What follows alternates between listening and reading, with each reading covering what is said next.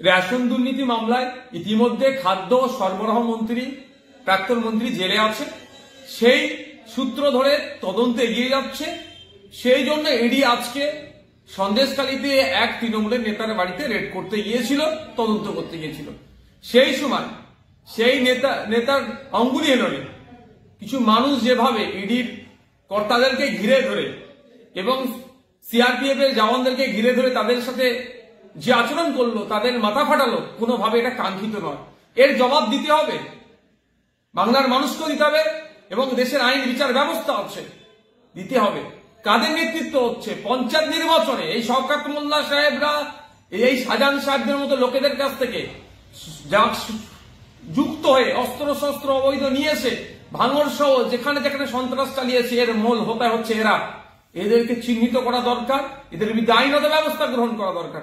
এরা তদন্তে ডিস্টার্ব করছে, এদের অত ভয়ভীতি কিসের? যদি এরা নিষ্পাপ হয়, যদি এরা নির্দোষ হয়, তদন্তকে সহযোগিতা করতে পারে। তো উল্টে কি করছে? মানুষকে লেলিয়ে দিচ্ছে, লেলিয়ে দিয়ে এদের উপর আক্রমণ চালাচ্ছে। আমি ধন্যবাদ জানাবো ইডির কর্তাদেরকে এবং সিআরপিএফ এর যারা ওখানে জওয়ান ছিলেন, তারা, আমি ভিডিও দেখছিলাম, অত্যন্ত বুদ্ধিমত্তার সাথে জিনিসটাকে হ্যান্ডেল করেছে। তারা কোনো অঘটন ঘটতে দেয়নি, তাদের বুদ্ধিমত্তার পরিচয় দিয়েছে।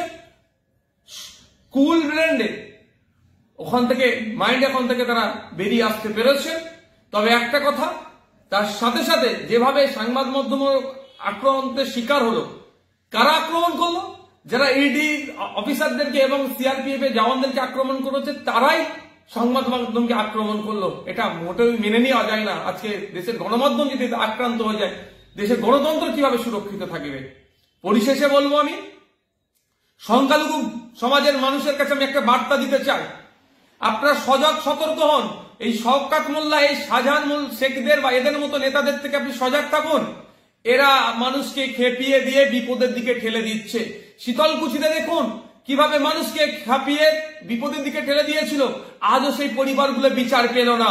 তো এক্ষেত্রেও মানুষকে খাপিয়ে যেভাবে বিপদের দিকে ঠেলে দিচ্ছে, এতে সাধারণ মানুষ ক্ষতিগ্রস্ত হবে। বিচার ব্যবস্থার প্রতি আস্থা ভরসা রাখুন। কেউ অন্যায় করলে ছাড় পাবে না, আর কাউকে অন্যায় করে বেশি দিন আটকে রাখতে পারবে না। তাই সংখ্যালঘু সমাজের মানুষকে আহ্বান করব, এই শওকত মোল্লা, এই শাহজাহান শেখদের মতো যারা আছেন, এদের ফাঁদে আপনারা পা দেবেন না। আপনাদের কাছে অনুরোধ করছি, আপনারা বিগত দিনের কর্মকাণ্ডগুলোকে দেখে একটু শিক্ষা নিন। শীতলকুচির কাণ্ডটাকে দেখে শিক্ষা নিন। এই আজকে বড় দুর্ঘটনা ঘটে গেলে কারা ক্ষতিগ্রস্ত হতো? গ্রাসরুট লেভেলের সাধারণ মানুষ ক্ষতিগ্রস্ত হয়ে যেত। তাই অনুরোধ করছি, এদের ফাঁদে আপনারা পা দেবেন না। আপনারা বিচার ব্যবস্থাকে প্রভাবিত করবেন না, বরঞ্চ বিচার ব্যবস্থাকে আরো সহযোগিতা করুন, তদন্ত প্রক্রিয়াকে আরো সহযোগিতা করুন। যারা আজকে অন্যায় করেছে তাদেরকে চিহ্নিত করে যাতে জেলে রাখা যায়, তার জন্য বিচার ব্যবস্থা যারা আধিকারিকরা আছেন প্রত্যেকের কাছে আমি অনুরোধ করছি। আর যে শাহজাহান সাহেবের কথা এখন চর্চা হচ্ছে, কয়েক বছর পূর্বেই মন্ত্রী সিদ্দিকুল্লাহ চৌধুরী সাহেবকে এই শাহজাহান শেখ সেখান থেকে এক প্রকার অপমান করে ধাক্কা দিয়ে তাড়িয়ে দিয়েছেন। মুখ্যমন্ত্রী একটাও শব্দ খরচ করেননি। যে শাহজাহান শেখে আমরা ভুলে যাচ্ছি না, সম্ভবত 2015 সালে একটা নতুন বাস রুট যেটা হয়েছিল, এই শাহজাহান শেখ সেটাকে সম্ভবত বন্ধ করে দিয়েছিল। মুখ্যমন্ত্রী উষ্মা প্রকাশ করেছিলেন, কে এই শাহজাহান বলে তিনি বলেছিলেন, কিন্তু তার বিরুদ্ধে ব্যবস্থা গ্রহণ করা হয়নি। অ্যাকচুয়ালি এদেরকে দিয়ে যত অবৈধ ব্যবসা বাণিজ্য, অবৈধভাবে মানুষের উপরে আক্রমণ, ভোট লুট এদের দ্বারাই হয়।